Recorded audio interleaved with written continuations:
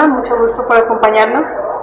Bueno, una primera pregunta que queremos hacerle es, ¿hasta qué punto somos libres o son libres estas sociedades occidentalizadas o occidentales? Y se las puede catalogar como democráticas. Bueno, es una pregunta muy amplia. Yo no podría darle una respuesta categórica. Yo creo que el proceso de liberación es exactamente eso, un proceso que constantemente se está dando. Creo que nunca se termina de construir la democracia. Si la pregunta suya apunta al hecho de la occidentalización,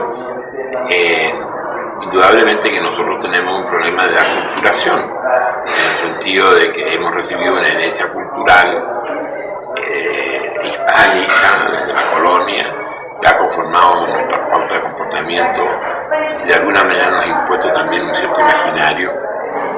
Bastaría simplemente citar la evangelización del continente con la llegada de los españoles. Y eso evidentemente crea una tensión cultural muy fuerte que emerge en algún momento, como podrían ser los actuales, porque se confronta con una tradición cultural muy milenaria, en algunos países más claramente con otros, que pasaron a ser silenciadas. En ese sentido, la pregunta sobre la occidentalización me parece muy pertinente, porque cabría pensar cuál es el alcance y la profundidad de esa occidentalización, si cubre todos los sectores sociales, todos los grupos humanos, o solamente los grupos más privilegiados, o vinculados de alguna manera al poder y a situaciones de privilegio que le permiten una relación más clara con la cultura extranjera. Pero yo no podría darle una opinión definitiva. Creo que eso es un problema que amerita una discusión, y creo que la discusión podría en parte abordarse a través de rediscutir los procesos de formación. Porque postular otra postura como de hecho se está haciendo con los llamados discursos de la colonialidad, bueno, eso todo el mundo ya lo sabe. Hay propuestas teóricas, intelectuales y políticas en América Latina bastante fuertes, orientadas a rescatar lo propio, la idiosincrasia de estos pueblos, que resulta de una culturación muy profunda. Y eso tiene una larga tradición desde el siglo XIX. Hay mucha gente, muchos pensadores, incluso procesos políticos que se han dado en esa perspectiva. Creo que eso es parte de nuestra herencia. Pero en la actualidad yo creo que en el contexto de la globalización cabría más bien retomar el problema de la dependencia vía occidentalización a través de cómo estamos enfrentando los procesos educativos, en un sentido más amplio los procesos de formación. Y creo que ahí es donde uno de los principales problemas es trabajar o dar cuenta y traducir en lógicas de formación el gran tema de la multiculturalidad. Ok. En ese sentido, precisamente, ¿esta categoría del sujeto revolucionario es viable, o cómo podríamos aterrizarla al discurso de la multiculturalidad o a los actuales procesos de desarrollo capitalistas? Bueno, yo creo que el concepto de revolucionario apunta a la necesidad de un cambio y al compromiso con ese cambio. Y la historia del continente ha sido muy prolífica en ese sentido, en varios momentos de su desenvolvimiento a partir del siglo XIX, si no nos retrotraemos más atrás. Yo creo que el concepto de revolución, más bien yo preferiría redefinirlo como la capacidad que tengamos de construir nuestros propios proyectos de país, respetando nuestras singularidades culturales. Creo que en ese sentido el gran desafío está en poder conciliar lo que son visiones de una sociedad más justa, más libertaria, más democrática, más participacionista, de acuerdo a las condiciones históricas de cada país. Creo que en ese sentido el proceso de formación de una conciencia histórica es, creo, un eje central. ¿Y por qué es importante? Porque a partir de ese hecho, de la formación, por ejemplo, de las generaciones jóvenes, se puede, digamos, de alguna manera resolver la posibilidad histórica o la viabilidad, preferiría yo, de construcciones valóricas diferentes a la que se impone hoy día por el capitalismo globalizado. Lo que quiero señalarle es que el cambio de sociedad no se resuelve simplemente con una apuesta valórica o con un mero discurso o con un mero acto de voluntad, sino que supone tener conciencia de las posibilidades y la voluntad para transformar esa conciencia en práctica, y eso es lo que a nosotros nos preocupa en el ámbito universitario, pero sin darle ninguna valoración ideológica previa, sino que yo creo que es más bien una apuesta a la capacidad que tengamos de crear sujetos, hombres y mujeres, individuales o colectivos, capaces de asumir visiones de futuro y traducirlas en práctica, pero de que esas prácticas sean lo que la palabra dice, viables, y que a través de esas prácticas se puedan ir construyendo nuevas realidades económicas, sociales, políticas y culturales.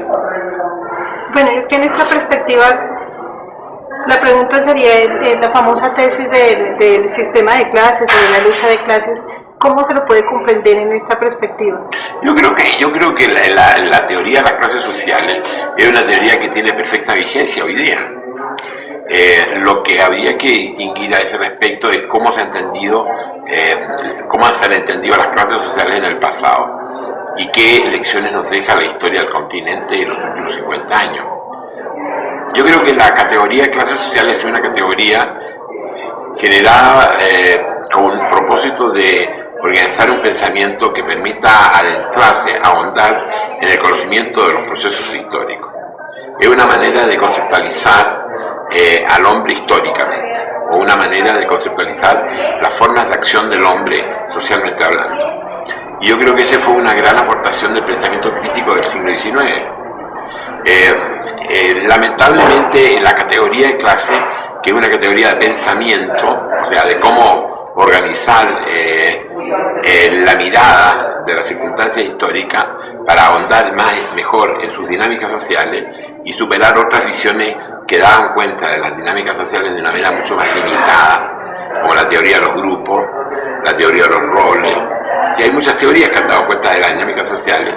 Las clases sociales permiten dar cuenta de la dinámica de una manera mucho más compleja. Pero ¿cuál ha sido la lección? La lección ha sido que esa categoría se simplificó en un sentido equivocado, se transformó en realidad en circunstancias que es más bien un instrumento para conocer la realidad, porque los actores sociales, si bien es cierto que pueden tomar forma de clase en términos formales, si desarrollan intereses comunes a partir del modo como están insertos en el proceso productivo de la economía de un país, no da cuenta totalmente de la subjetividad de los colectivos sociales. Yo creo que la categoría de clase debe ser, como de hecho ocurre hoy, enriquecida con otras categorías que dan cuenta de la misma fuerza social que en un momento se redujo a la clase social, como fue prácticamente toda la historia del siglo XX. Y esas otras categorías pueden ser múltiples. Una de ellas es la etnia. La etnia no niega ni está en contradicción con la clase. Yo creo que son dos categorías que permiten una comprensión más amplia, más incluyente, más completa de las dinámicas de los hombres organizados socialmente. Y a eso se podría negar a otras categorías, que tienen la misma u otra importancia como la categoría de género. Es decir, no podemos desconocer la importancia que tiene el género para dar cuenta de ciertas subjetividades de las cuales no da cuenta ni la etnia ni la clase social. O sea, esas tres categorías dan cuenta de diferentes tipos de subjetividades. Las subjetividades que surgen de la situación de trabajo, de relación de explotación económica, que podría ser la clase. La categoría de etnia, que puede dar cuenta de subjetividades vinculadas a las identidades culturales. Y la categoría de género, que da cuenta de las identidades propias del género, porque es evidente que el pensar del femenino o el pensar masculino no son equivalentes, pero son complementarios, no antagónicos. Creo que se coadyudan en un esfuerzo de entender los fenómenos sociales desde una perspectiva que no se agota en un género ni en el otro, sino en una concepción complementaria de los géneros, y que ni la clase ni la etnia permiten resolver.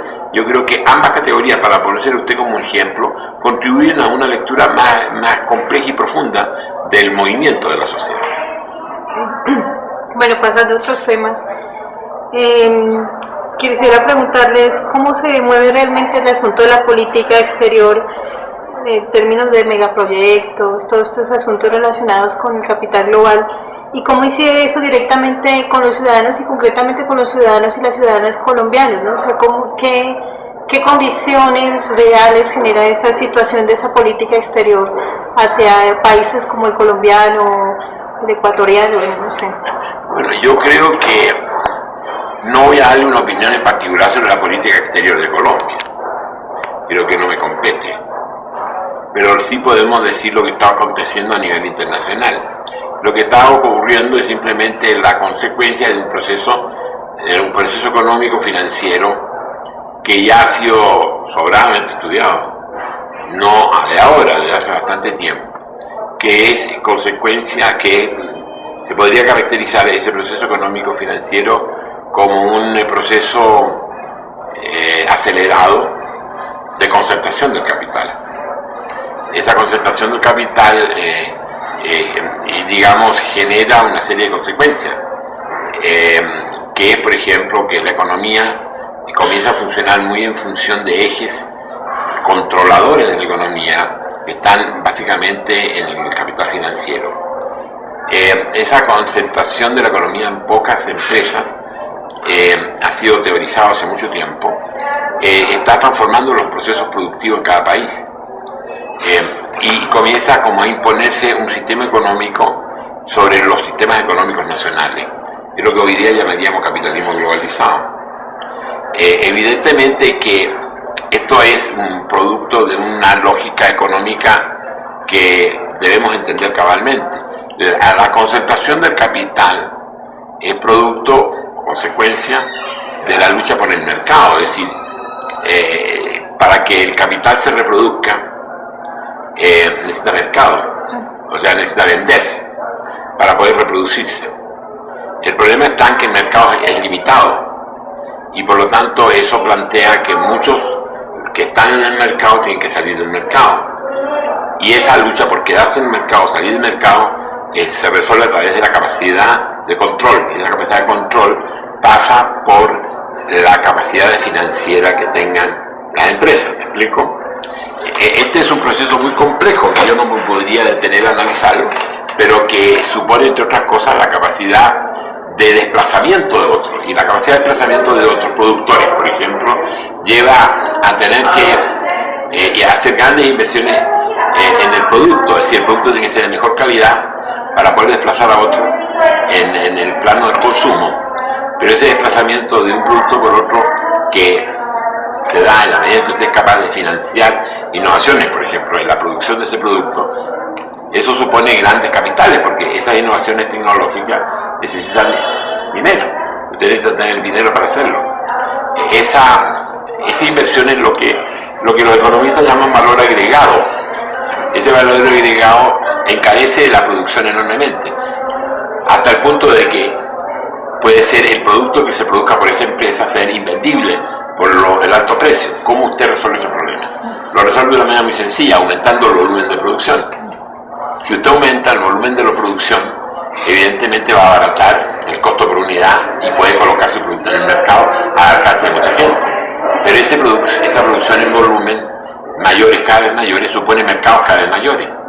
Y esos mercados cada vez mayores supone generar mercados de mucha gente, no de poca gente. En ese sentido, los mercados nacionales están siendo insuficientes. Están siendo insuficientes para la reproducción del capital en esta lógica de reproducción a costa de desplazar a otros. Y es lo que está explicando de alguna manera la generación de mercados regionales o de integraciones regionales, como ser, por ejemplo, la Unión Europea o los mercados del Asia Oriental. En fin, hay una serie de situaciones que están de alguna manera dando cuenta de esta integración del capital a través de la integración del mercado. Eso está creando problemas políticos, evidentemente, porque está suponiendo que América Latina, en este caso particular, tiene que tomar decisiones muy claras, muy difíciles, de quedar subsumido en algunos de estos polos de integración, como podría ser, por ejemplo, Estados Unidos, o podría ser Europa, para ponerle dos situaciones esquemáticas, o generar su propia integración que le permita tener la fuerza para poder reproducir su propio capital y enfrentarse, por ejemplo, a los europeos o a los norteamericanos o a los japoneses. Bueno, eso es lo que de alguna manera está conformando una transformación de las relaciones internacionales, porque los países tienen que ponerse de acuerdo en integrarse. Eso supone políticas internas no fáciles, porque esas políticas de integración supone afectar muchos intereses y privilegiar otros. Entonces estamos en ese tránsito, en este instante. Por lo tanto, contestar su pregunta de manera muy clara es muy difícil porque va a depender de las distintas opciones que los países adopten en el mismo momento, como ser hoy día, cómo van a ellos a enfrentar internamente la necesidad de integración, que es lo que está detrás del Mercosur, es lo que está detrás del ALBA, es lo que está detrás de todos estos proyectos de integración subregional. Entonces, estamos, como quien dice, en un momento de tránsito, como para poder contestarse si América Latina se va a poder transformar o no en un actor con presencia internacional. Eso en este momento no está claro, porque puede que ocurra eso y que se logre transformar a América Latina vía estas integraciones económicas en un actor de tipo con peso internacional o no. Las consecuencias de sí o no evidentemente son muchas en el ámbito social, en el ámbito educativo, en una palabra, en el destino mismo que tengan estos países, y eso es un hecho, o más bien una problemática, pero la cual no hay clara información. Muchas veces la gente no tiene la información, de lo que está aconteciendo, incluso a veces el público más ilustrado universitario no la tiene. De pronto aparece simplemente como una información muy privilegiada, de grupos muy iniciados, muy tecnológicos. Y este es un problema de orden general, porque tiene que ver con el destino del ser humano en este continente. Y en eso estamos en ese momento. Entonces, la experiencia que usted está viendo en el continente en este momento, como el proyecto de Venezuela del ALBA, por ejemplo, es un intento de respuesta a esto. Es un intento de respuesta a la transformación de América Latina en una suerte de región anexada a Estados Unidos, o anexada a otro gran polo económico-financiero que va a transformar a América Latina, o que quiera transformar a América Latina en un mercado adicional a su propio mercado. Es decir, el proyecto ALBA, para ponerse como un ejemplo, como inicialmente fue el proyecto Mercosur, digamos, cuya sede está en Montevideo, es precisamente salirle al paso a estas capacidades de cooptación, de succión, diría yo, de los grandes intereses económicos internacionales que pretenden apropiarse de este continente y transformarlo en un mercado accesorio. La alternativa está en que los países sean capaces de responder a eso y generar su propia fuerza interna integrándose para poder responder a estas presiones externas. Y las pruebas están muy claras, es decir, lo que está ocurriendo en muchos países en este momento en términos de la expropiación de los recursos naturales, es decir, la expropiación de los recursos naturales, sobre todo en el caso de la minería. Eso es un problema que usted ve en todos estos países, y donde quienes están explotando esos recursos naturales no son capitales nacionales, son capitales externos, que van a transformar a esos países simplemente en la fuente del recurso, pero no necesariamente van a beneficiarlo, van a beneficiar en su desarrollo económico y social. Y yo creo que en ese momento el dilema está en hacerse dueño de esos recursos, con todas las dificultades que eso puede hacer para que esa inversión en la minería, se lo pongo como un ejemplo, pero podríamos poner ejemplos también en el sector industrial o incluso hasta comercial. Nos hacemos dueños de los recursos para generar estrategias de desarrollo que nos permitan salir al paso de esta concentración del capital a nivel internacional, o no lo hacemos. Ese es el dilema, y si no lo hacemos, evidentemente las consecuencias van a ser muy negativas. Muy negativas. No solamente en el plano económico y social, sino también ecológico. ¿Qué es lo que ocurre en Guatemala? ¿Qué es lo que ocurre en Ecuador? ¿Qué es lo que está ocurriendo en varios países en este momento, en Chile, por ejemplo, con la minería, con el agua? ¿Qué es lo que está pasando con la agricultura? ¿Qué está pasando con la tierra vegetal? En fin, aquí hay muchos temas. La minería por una parte, el agua por otra parte, los recursos forestales. Es decir, son toda una serie de problemas que estamos enfrentando en este momento, y que en verdad el momento es histórico, porque dependerá de cómo se decida en cuanto a la capacidad para tomar una decisión de desarrollo autónomo o no, que será el futuro del país. Bueno, en esta lógica, que es bastante adversa para los países latinoamericanos, hay una situación que es el asunto de la guerra global contra el terror o el terrorismo, ¿no? Para Colombia es especialmente preocupante, no solamente por la situación social que es tan adversa, sino pues porque ha tenido serias implicaciones históricas de desgaste de los movimientos sociales, políticos, con todo lo que ha implicado su desplazamiento y eso. Entonces, pues quería preguntarle cuál es esa visión que tiene frente a esa guerra global contra el terrorismo, que es más un eslogan pues de un bloque de poder, pero que tiene una incidencia para nosotros bastante importante. ¿Cuál es esa incidencia de esa guerra global aquí en Colombia? Bueno, es que yo creo que ahí hay varios problemas, lo que usted me plantea. En primer lugar, despejemos un primer plano, que es el problema del terrorismo. Digamos. El terrorismo per se, nadie puede favorecer el terrorismo, digamos. Nadie puede estar favoreciendo el terrorismo. O sea, cualquier política de contención del terrorismo creo que es moralmente aceptable. Sin embargo, detrás de este lema moral se encubren otras cosas. Lo que muchas veces llamamos guerra contra el terrorismo no es una guerra contra el terrorismo, digamos. En verdad, a través o debajo del concepto de terrorismo se pueden ocultar otras intenciones u otros intereses en este momento que de otro modo no podrían legitimarse, por ejemplo, como las políticas de algunos gobiernos, no digo cuáles, pero de varios gobiernos del continente, de reprimir, por decirlo de alguna manera, ciertas demandas sociales o ciertas demandas culturales de movimientos sociales concretos, como pueden ser los movimientos indígenas en algunos lugares. En muchos países se aplica la ley antiterrorista, en circunstancias que esos movimientos no son terroristas, en realidad esos son movimientos que están demandando reivindicaciones a veces ancestrales.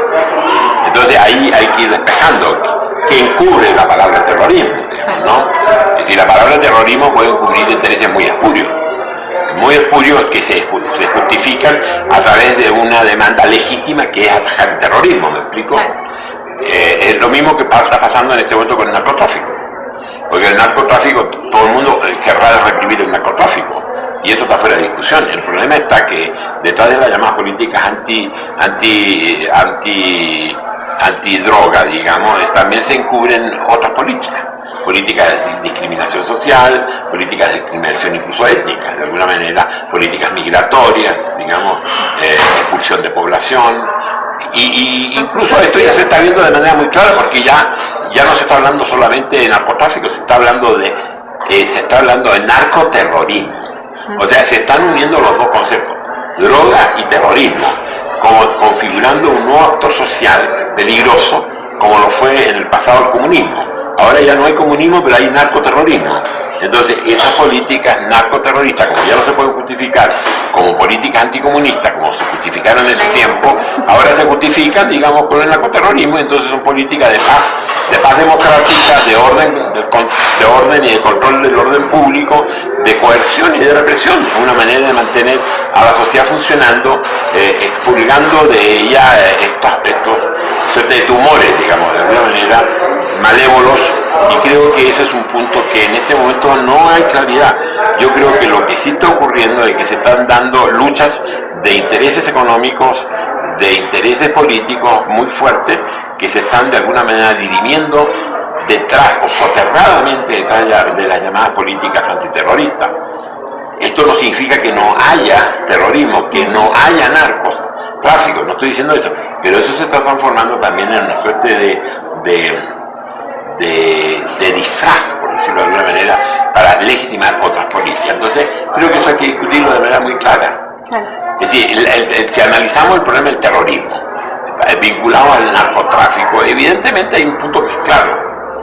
Gran parte de esta delincuencia organizada, independientemente que haya grupos de delincuentes organizados que asumen esto como una opción de vida, y esto es otro problema, ese es el delito propiamente tal, se justifican por la enorme pobreza que hay en estos países. La enorme pobreza que hay en este país, la falta de empleo en este país, la falta de ingresos estables.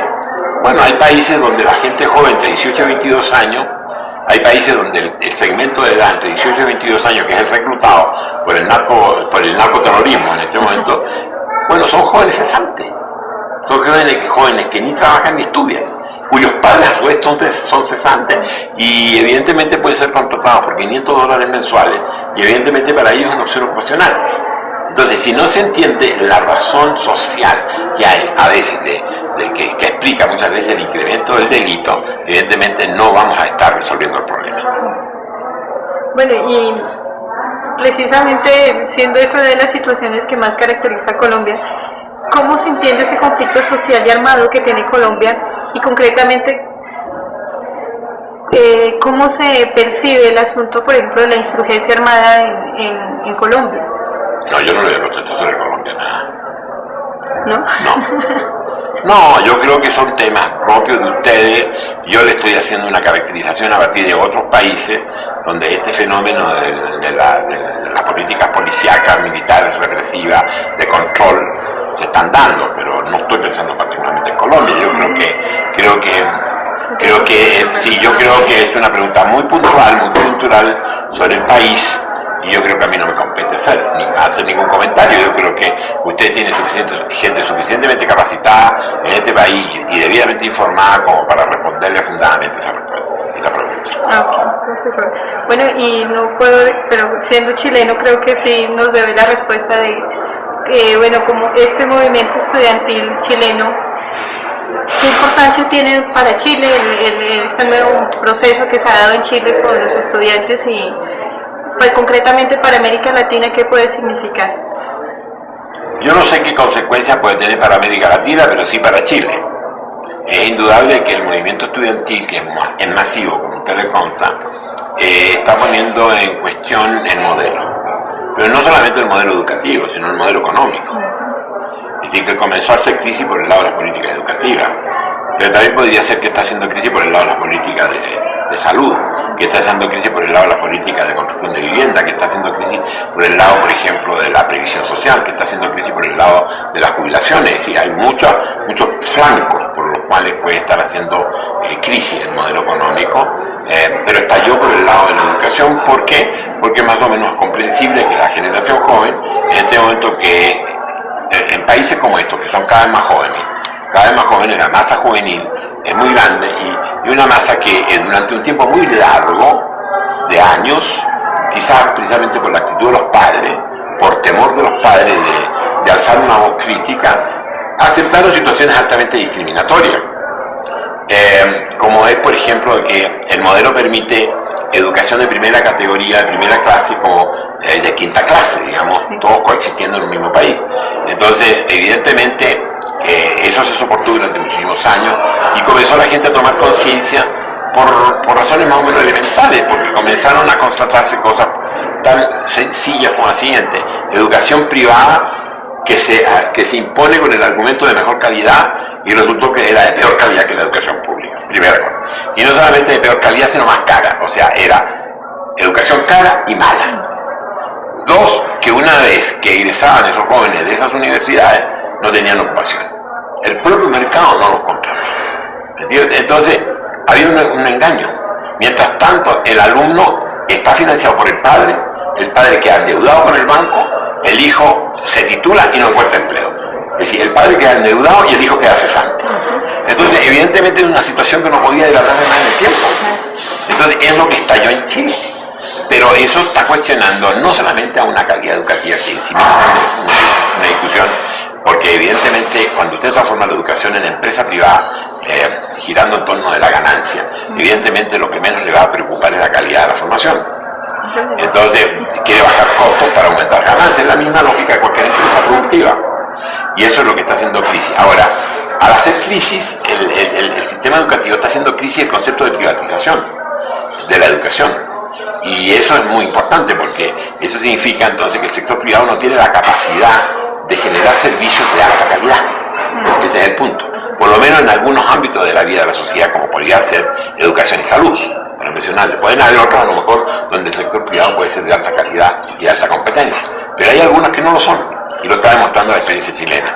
Entonces, el cuestionamiento de la privatización está también cuestionando la idea del modelo económico caracterizado por una alta concentración de la riqueza, porque el gran argumento que está haciendo también crisis en Chile y de hace algún tiempo a esta parte es que la idea que generó el modelo económico neoliberal de concentrar la riqueza para generar desarrollo no resultó.